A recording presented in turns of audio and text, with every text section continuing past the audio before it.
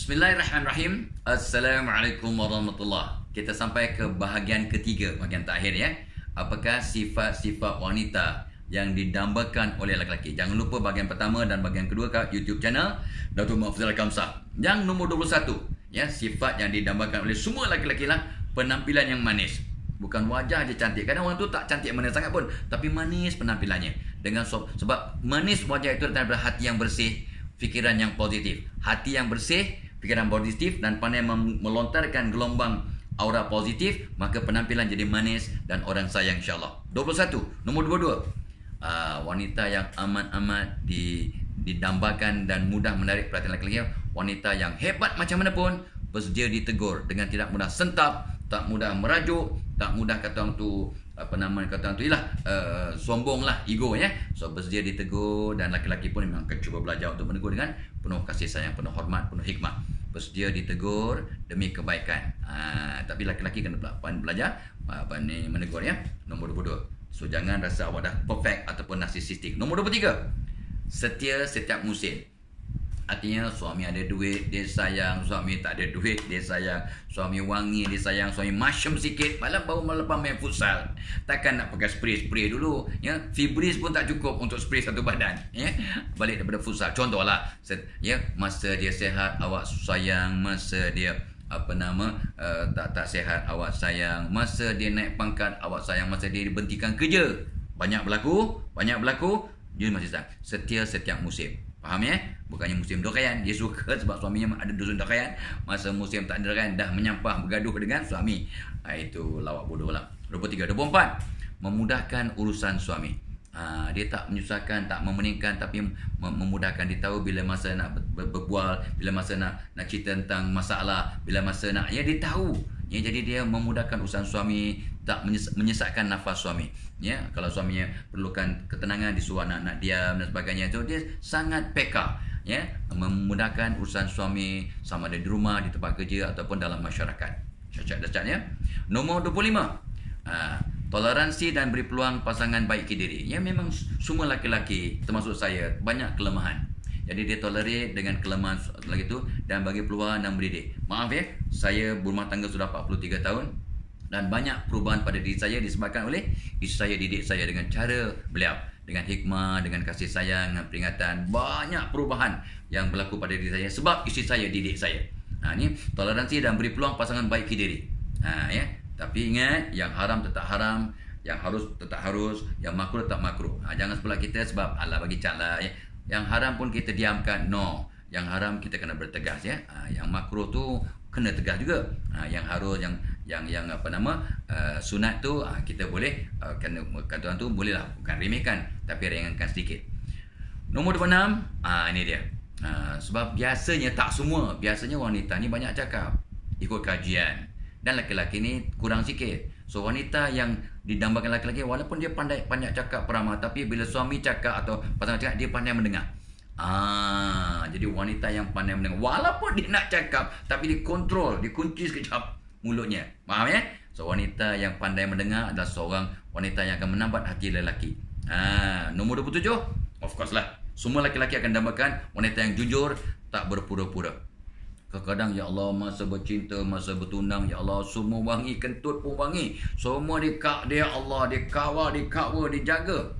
Tapi sebab dia berpura-pura macam berlakon. Ni dalam drama pun kita tengok. Ya, bila dah kahwin baru tahu perangai sebenar. Dengan mak mentua dia benci, dengan budak-budak dia benci, dia tak nak beranak, dia birth control sampai 5 tahun sebab tak nak body, macam-macam lah ni. Walaupun dalam drama, tapi mencerminkan juga situasi dalam masyarakat. Kena jujur dan tidak berpura-pura ya. Kena sebab ini bila rumah tangga itu atau hubungan itu dibentuk atas pura-pura dan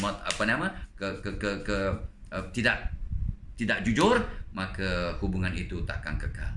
Pasti akan terbongkar realitinya dan akhirnya konflik ya, sebab tidak ada kejujuran pada awal perhubungan. Nombor 27, nombor 8 ya, kena manja dan pandai manjakan diri. So lelaki-lelaki ni suka wanita yang manja. Kerana awak kadang terlampau independen, tak ada langsung manja, tak ada langsung nak bermanja. Awak maaf ya, lebih jantan daripada jantan. Jadi kadang-kadang Memanglah macam cerita bukan gadis biasa tu memang macam jantan. Kadang menarik juga. Itu drama, Tapi kalau orang perempuan dah macam jantan, yang jantan tetap jantan. Jadi faham ya? Kadang-kadang kurang ada chemistry lah kan. So kena pandai manja dan pandai memanjakan diri. Nombor 28. Ya, nombor 29, walaupun you sayang kat suami ataupun bakal pasangan ni, jangan terlampau mengungkung. Ya, ramai orang yang bertunang jumpa saya, dia, kami baru bertunang tapi saya nak ke mana saya pergi pun dia dalam masa 5 minit 10 kali dia WhatsApp. Dia nak check kat mana ni? Ambil selfie, nak tahu awak betul. Awak betul ke ni kat badminton court ni? Betul ke? Cuma gambar. Ya Allah, itu baru bertunang. Atau baru bercinta. Dia kongkongnya. Jadi jangan terlampau mengungkung. Walaupun sudah berumah tangga, laki-laki akan memang rimas dan lemas dan akhirnya tertolak, memang tak tahan ya. So nombor 29, jangan terlampau mengungkung. Itu akan disayangi oleh laki-laki. Nombor 30, pandai adaptasi atau mengubah suai dirinya. Adaptasi dan ikut keadaan. Dia sesuai. Patut bising-bising, patut bual-bual, patut manja-manja, patut tegas-tegas. Janganlah. Dia manja tapi manja 24 jam. Menyampah juga. Faham tak? Dia senyap 24 jam. Boring juga. Dia bising 24 jam. Fed up juga. Jadi kena adaptasi ya. Okey. Tu nombor 30. 31, elak cakap yang sia-sia. Elaklah membawa orang lelaki ni. Kalau you cakap keburukan orang depan laki-laki yang you nak cuba tackle, dia akan tahu. Depan aku dia cakap keburukan orang. Mungkin di belakang aku dia akan cakap keburukan aku. Make sense or not? Yes. So elak cakap yang sia-sia, yang lara. Nombor 32, elak bandingkan pasangan awak dengan lelaki lain. You nak tackle lelaki-lelaki ni, itulah I suka kat you tapi you tak macam bapa I lah. Bapa I ni tak macam abang I lah. Abang I ni kan dia ahli sukan, pergi ke gym. You tak pergi ke gym kan? I suka kat you tapi tak pergi gym macam abang I. Jangan bandingkan lelaki dengan lelaki lain yang masih hidup. Kau bandingkan dengan lelaki yang dah meninggal tak apa. You ni kan, walaupun tak sama macam Tan Sri P. Ramlee, tapi Tan Sri P. Ramlee dah lama meninggal dunia, dah 47 tahun meninggal dunia. So kita tak rasa tercabar ya. Tu contoh ya, please ya. Jangan, ini memang serius ni, saya buat kajian ni, ribu-ribu kes saya kaji. Jangan bandingkan pasangan anda masa bertunang, masa bercinta, apatah lagi sudah berumah tangga, dengan lelaki lain. Hancur hati lelaki itu.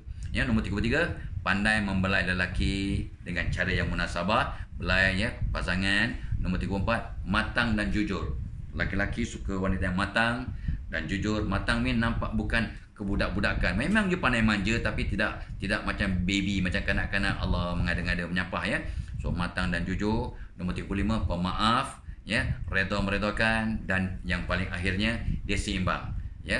Orang hebat kat rumah, hebat kat tempat kerja ya, dunia dia hebat, akhirat dia hebat ya. Walaupun dia orang yang berkejaya tapi akhirat dia jadi faham agama, faham. Wow, inilah antara sifat wanita yang didambakan lagi. Jom wanita di luar sana yang nak mencari pasangan, betulkan package diri. Yang sudah ada pasangan, betulkan package diri untuk menambahkan hubungan erat dengan pasangan masing-masing. Selamat maju jaya. Wassalamualaikum warahmatullahi wabarakatuh.